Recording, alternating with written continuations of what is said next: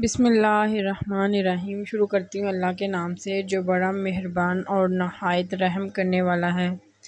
جیسے کہ last video میں نے آپ کو بتایا تھا کہ میں آپ کو حاسدین کے حسد اور کے شر سے بچنے کی دعا بتاؤں گی، لیکن جیسا کہ آپ سب کو معلوم ہے کہ ذی الحج کا مہینہ شروع ہو گیا ہے۔ آج ذی الحج کی 1 تاریخ ہے، تو میں آج آپ کو اس ویڈیو میں ذی الحج کا وظیفہ بتاؤں گی اور ذی الحج میں کرنے والے 3 کام بتاؤں گی کہ آپ نے ذی الحج میں کون کون سے کام کرنے ہیں۔ اگر میں آپ کو اس ویڈیو میں وہ حاسدین کے حسد سے بچنے کی دعائیں بھی بتاؤں گی تو یہ ویڈیو بہت لمبی ہو جائے گی، اس لیے میں آپ کو وہ نیکسٹ ویڈیو میں بتاؤں گی، اور اس ویڈیو میں میں آپ کو ذی الحج کا وظیفہ اور اس میں کرنے والے کام بتاؤں گی۔ تو ویڈیو شروع کرنے سے پہلے آپ سب سے گزارش ہے کہ اگر آپ نے میرے چینل کو سبسکرائب نہیں کیا تو پلیز سبسکرائب کر لیں تاکہ ہر آنے والی ویڈیو کا نوٹیفیکیشن آپ کو مل سکے۔ امام الانبیاء علیہ السلام کی سادگی یعنی حضرت محمد صلی اللہ علیہ وآلہ وسلم کس قدر سادہ زندگی گزارتے تھے، اس کے بارے میں آپ کو ایک چھوٹا سا بیان بتاتی ہوں۔ ایک دن ام المومنین عمر خطاب رضی اللہ تعالیٰ عنہ رسول اللہ صلی اللہ علیہ وآلہ وسلم سے ملاقات کے لیے گئے تو رسول اللہ صلی اللہ علیہ وآلہ وسلم کی حالت بیان کی۔ اس وقت نبی کریم صلی اللہ علیہ وآلہ وسلم کھجور کی ایک چٹائی پر تشریف رکھے تھے۔ آپ صلی اللہ علیہ وآلہ وسلم کے جسم مبارک اور اس چٹائی کے درمیان کوئی اور چیز نہیں تھی۔ آپ کے سر کے نیچے ایک چمڑے کا تکیہ تھا جس میں کھجور کی چھال بڑھی ہوئی تھی، پاؤں کی طرف کیکر کے پتوں کا ڈھیر تھا اور سر کی طرف مشکیزہ لٹک رہا تھا۔ میں نے چٹائی کے نشانات آپ کے پہلو پر دیکھے تو رو پڑا۔ آپ صلی اللہ علیہ وآلہ وسلم نے فرمایا، کس بات پر رونے لگے ہو؟ میں نے عرض کی، یا رسول اللہ، کیسر و کسرا کو دنیا کی ہر طرح کا آرام مل رہا ہے، آپ اللہ کے رسول ہیں، آپ پھر ایسی تنگ زندگی گزارتے ہیں؟ نبی کریم صلی اللہ علیہ وآلہ وسلم نے فرمایا، کیا تم اس پر خوش نہیں ہو کہ اس کے حصے میں دنیا ہے اور ہمارے حصے میں آخرت ہے؟ دیکھیں کتنی خوبصورت بات ہے کہ نبی کریم صلی اللہ علیہ وآلہ وسلم اس قدر تنگ دست زندگی گزارنے کے باوجود جو ہے نا اللہ تعالیٰ پر یقین رکھتے ہیں کہ جو ہے نا ہمیں آخرت چاہیے، ہمیں دنیا نہیں چاہیے۔ اور آج ہم لوگ ہیں کہ ہمیں دنیا کی ہر سہولت میسر ہے، لیکن اس کے باوجود جو ہم اللہ تعالیٰ کے جو عبادت ہے وہ نہیں کرتے ہیں۔ تو اللہ تعالیٰ ہم سب کو نیک بنائے اور دنیا آخرت میں کامیاب کرے۔ اللہ کی قسم سے فائدہ اٹھائیں ایک ذی الحج کا مشکل کشا عمل، دعا جس سے آپ کی ہر حاجت اور مراد پوری ہو جائے گی۔ جی ہاں، یہ ذی الحج کے جو پہلے دن ہیں ان کی قسم اللہ تعالیٰ نے خود قرآن پاک میں قسم کھائی ہے کہ یہ جو 10 دن ہیں یہ بہت ہی اہمیت کے حامل ہیں۔ ان 10 دنوں میں اللہ تعالیٰ نے اپنے دین اسلام کا جو آخری رکن ہے حج، اس کو مکمل کیا اور جو ہے نا اور صاحب حیثیت لوگوں پر نافذ کیا۔ تو جو بھی آپ کو حاجت ہے، جو آپ کی مراد ہے، آپ ایک ذی الحج کو آپ نے کرنا ہے کہ آپ نے نماز عصر کے بعد جو بھی آپ کی حاجت ہے یا جو بھی آپ کی مراد ہے، آپ نے وہ اس کے لیے 2 نفل رکعت نماز پڑھنی ہے، اور اس کے بعد آپ نے یا توابو یا کریمو پڑھنا ہے۔ جی ہاں، آپ نے 1 ذی الحج کو نماز عصر کے بعد آپ نے جو ہے 2 رکعت نفل پڑھ کے آپ نے 101 مرتبہ یا توابو یا کریمو پڑھ کر دعا مانگنی ہے۔ انشاءاللہ جو بھی آپ کی حاجت ہوگی، جو بھی آپ کی مراد ہوگی، اس سے پوری ہو جائے گی۔ اس کے علاوہ آپ نے ذی الحج 2023 کا چاند دیکھ کر سب بہن اور بھائیوں نے یہ 3 کام ضرور کرنے ہیں۔ وہ 3 کام کون کون سے ہیں؟ ایک تو آپ نے اللہ تعالیٰ کی زیادہ سے زیادہ تسبیح بیان کرنی ہے، اللہ تعالیٰ کی حمد بیان کرنی ہے۔ وہ کیسے ہے؟ جیسے اللہ اکبر، اللہ اکبر، لا الہ الا اللہ، واللہ اکبر، اللہ اکبر، وللہ الحمد۔ جو حاجی حضرات ہوتے ہیں وہ یہ پڑھتے ہیں لبیک اللہم لبیک، یہ والی تسبیح پڑھتے ہیں، لیکن چونکہ ہم لوگ حج پر نہیں گئے تو ہم لوگ یہ اللہ تعالیٰ کی تسبیح بیان کر سکتے ہیں، اللہ اکبر لا الہ الا اللہ واللہ اکبر اللہ اکبر وللہ الحمد۔ یہ آپ نے پہلا کام تو آپ نے یہ کرنا ہے کہ اللہ تعالیٰ کی تسبیح بیان کرنی ہے۔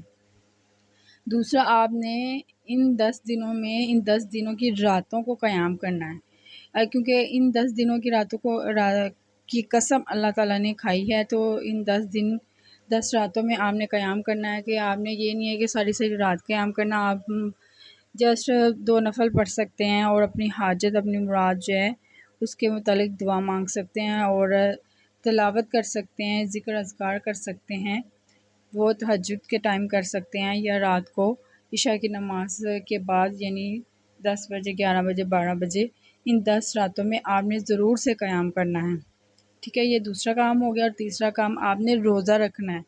ان 10 دنوں میں آپ چاہے تو نو روزے رکھ سکتے ہیں، لیکن اگر 1، 2، 3 بھی رکھ سکتے ہیں تو رکھیں، کیونکہ اگر آپ ایک روزہ رکھیں گے تو اس کی وجہ سے اللہ تعالیٰ پچھلے سال 1 سال کے گناہ اور آنے والے 1 سال کے گناہ معاف کر دے گا۔ اسی طرح اگر آپ 2 روزے رکھیں گے تو اللہ تعالیٰ پچھلے 2 سالوں کے گناہ اور آنے والے 2 سالوں کے گناہ معاف کر دیں گے۔ اسی طرح آپ جتنے بھی روزے رکھتے جائیں گے، اتنے سال کے پچھلے سالوں کے گناہ اور اتنے سالوں کے اگلے سالوں کے گناہ معاف ہو جائیں گے۔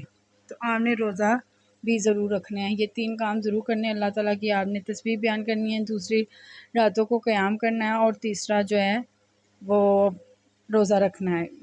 اس کے علاوہ آپ صدقہ خیرات بھی کر سکتے ہیں۔ اور آپ نے ذی الحج کا جو چاند ہے وہ دیکھ کر آپ نے یہ والی دعا پڑھنی ہے۔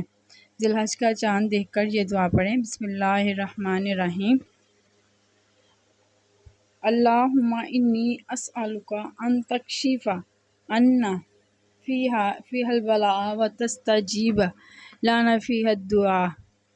اللہم انی اسألک ان تکشف عنا فیہا البلاء وتستجیب لنا فیہا الدعاء۔ ترجمہ: اے اللہ، میں تجھ سے سوال کرتا ہوں یا کرتی ہوں کہ ان دنوں میں دور کر دے ہم سے مصیبتیں، اور ان دنوں میں قبول فرما ہماری دعاؤں کو۔ عظمت والے دن نبی کریم صلی اللہ علیہ وآلہ وسلم نے فرمایا، کوئی دن اللہ تعالیٰ کے ہاں ان 10 دنوں سے عظمت والے نہیں، اور نہ ہی کسی دن کا عمل اللہ تعالیٰ کو ان 10 دنوں کے عمل سے زیادہ محبوب ہے۔ بس تم ان 10 دنوں میں کثرت سے تحلیل لا الہ الا اللہ، تکبیر اللہ اکبر اور تحمید الحمدللہ کہو۔ وہی یعنی آپ نے پورا ملا کر پڑھنا ہے، اللہ اکبر لا الہ الا اللہ واللہ اکبر اللہ اکبر وللہ الحمد۔ اس میں یہ تینوں کلمات جو اکٹھے آ جاتے ہیں۔ الگ الگ پڑھنے سے بہتر ہے کہ آپ ایک ہی یہ کلمہ جو ہے وہ بار بار پڑھیں، اس میں یہ تینوں کلمات جو ہیں نا وہ آ جاتے ہیں، تو یہ آپ نے زیادہ سے زیادہ پڑھنا ہے۔ اور ان 10 دنوں کے جو اعمال ہیں نا، نیک اعمال، وہ اللہ تعالیٰ کو بہت زیادہ پسند ہے، تو اس وجہ سے آپ نے زیادہ سے زیادہ ان 10 دنوں میں نیک اعمال کرنے ہیں۔